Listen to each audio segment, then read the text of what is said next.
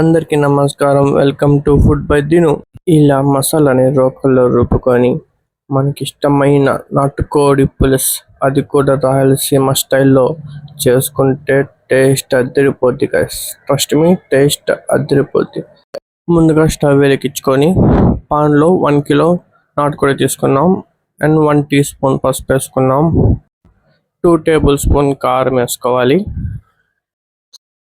1.5 చెంచా నీళ్లు పోసుకుందాం. అలాగే కొంచెం అల్లం పేస్ట్ వేసుకుందాం. ఇలా బాగా కలిపేసి మూత పెట్టేసుకుందాం. ఈ చికెన్ బాగా ఉడకాలి, నాటుకోడి కాబట్టి. సో మేము ఇక్కడ 8 విజిల్స్ అయితే మేము పెట్టుకున్నాం.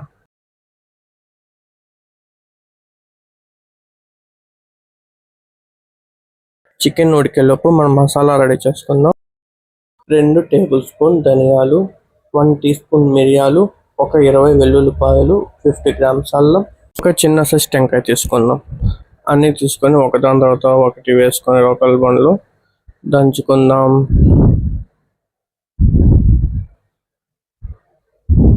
ఇలా చప్పచ్చిగా దంచుకున్నాక మిగిలినవన్నీ కూడా వేసేసుకొని వాటిని కూడా కొంచెం చప్పచ్చిగా దంచుకొని, ఇలాంటివంతా మనం ఎప్పుడు చిన్నప్పుడు అమ్మమ్మ వాళ్ళ ఇంటికి వెళ్ళినప్పుడు చేసుకునేవాడిని. నేనైతే అమ్మమ్మ వాళ్ళ ఇంట్లో ఇప్పుడు ఇలా రోకల్ బండ్లు ఏమీ లేవు. బట్ మా పేరెంట్స్కి ఇలా చేసుకొని తినడం అంటే చాలా ఇష్టం అండ్ హెల్తీ కూడా. సో బెటర్, ఎప్పుడైనా మంచి టేస్ట్తో తినాలనుకుంటే అప్పుడప్పుడు ఇలాంటివి ట్రై చేయండి. ఓన్లీ మిక్సే కాదు, ఇలాంటివి తెచ్చుకొని వీడియోలో ట్రై చేయండి. టేస్ట్ మాత్రం నెక్స్ట్ లెవెల్ ఉంటుంది. చూడండి, పేస్ట్ అయితే రెడీ అయిపోయింది. సో ఈ పేస్ట్ మనము సపరేట్ గిన్నెలోకి తీసేసుకుందాం. ల్యాక్ ఉందని అనుకోకండి, జస్ట్ మీకు పాతకాలం ఎలా చేస్తామో జస్ట్ చూపించామంతే. పేస్ట్ అయితే రెడీ అయిపోయింది. ఇప్పుడు మన చికెన్ కూడా ఉడికిపోయింది గైస్. ఇప్పుడు ఒకసారి మూత ఓపెన్ చేసి చూద్దాం. ఒకసారి చెక్ చేద్దాం ఇది చికెన్ ఉడికిందా లేదా అని. మాకైతే ఉడికిపోయింది. సో నెక్స్ట్ ప్రాసెస్కి వెళ్ళిపోదాం. స్టవ్ వెలిగించి బాండలు పెట్టుకొని నూనె పోసుకుందాం. ఒక 6 టేబుల్ స్పూన్ నూనె పోసుకొని దాంట్లోకి 4 లవంగాలు, 4 పట్ట, 3 యాలకులు వేసేసుకుందాం. అలాగే కరివేపాకు, 2 మీడియం సైజ్ ఆనియన్స్ కట్ చేసుకొని వేసుకుందాం. కొంచెం ఎర్రగడ్డలు వేగేంత వరకు బాగా వేయించుకుందాం. ఎర్రగడ్డలు ఆల్మోస్ట్ వేగిపోయాయి చూడండి. ఇలా వేగినాక టమోటాలు, 2 స్మాల్ సైజ్ టమోటాలు వేసుకుందాం. టమోటాలు వేగినాక మనం ముందుగా చేసుకున్న పేస్ట్ని వేసుకుందాం. ఆ పేస్ట్ కూడా బాగా వేగాలి.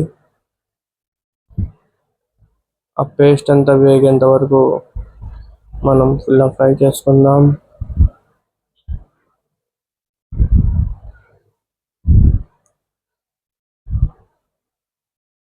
పచ్చివాసన పోయినట్టుంది చూడండి. ఆల్మోస్ట్ పేస్ట్ కూడా బాగా ఫ్రై అయిపోయింది. పచ్చివాసన పోయేంత వరకు మనం పేస్ట్ని ఫ్రై చేసుకున్నాం. ఇప్పుడు మనం ఉడకపెట్టుకున్న చికెన్ని ఈ బాండల్లో వేసుకుందాం.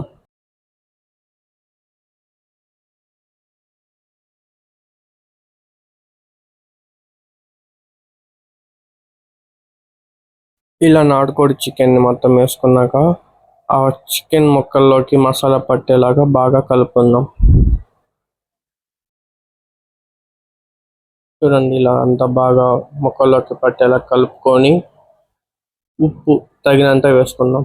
మేము ఎక్కువ రాళ్ళ ఉప్పే ప్రిఫర్ చేస్తాం అన్నిట్లోకి. సో బెటర్, రాళ్ళు ఉప్పే మంచిది మామూలు సాల్ట్ కంటే. మీరు కూడా అలాగే అలవాటు చేసుకోండి.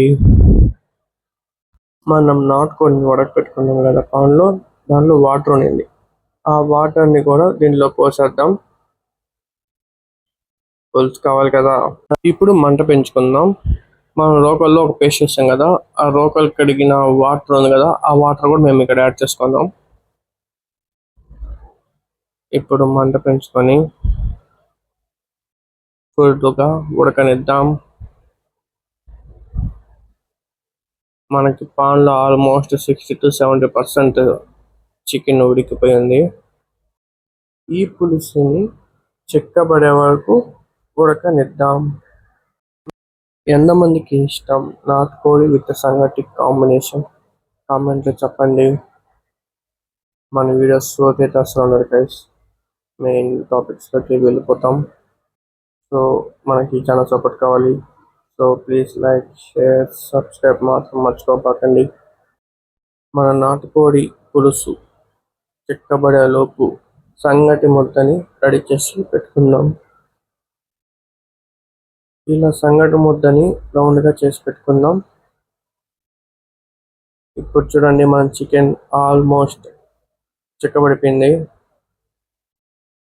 కొత్తిమీర వేసుకొని మన నాటుకోడి పులుసుకి ఫినిషింగ్ టచ్ ఇచ్చేద్దాం. కొత్తిమీర వేసుకున్నాక 1/2 టేబుల్ స్పూన్ జీలకర్ర పొడి కూడా వేసుకోండి. ఫ్లేవర్ అయితే నెక్స్ట్ లెవెల్ ఉంటుంది. ఇలా అంతా కలపెట్టేసి స్టవ్ ఆఫ్ చేసేద్దాం. ఇప్పుడు ఈ సంగటి మధ్యలో నాటుకోడి పులుసు వేసుకొని తింటే టేస్ట్ నెక్స్ట్ లెవెల్లో ఉంటుంది గైస్. ఒకసారి ట్రై చేయండి, టేస్ట్ చేయండి, ఎలా ఉందో కామెంట్లో కూడా చెప్పండి. ఇప్పుడు మన ఇంట్లోనే సులభంగా చేసుకోవచ్చు రాయలసీమ స్టైల్ నాటుకోడి చికెన్ పుల్స్. నెక్స్ట్ వీడియోలో మళ్ళీ కలుద్దాం గైస్. అంతవరకు టేక్ కేర్, బాయ్.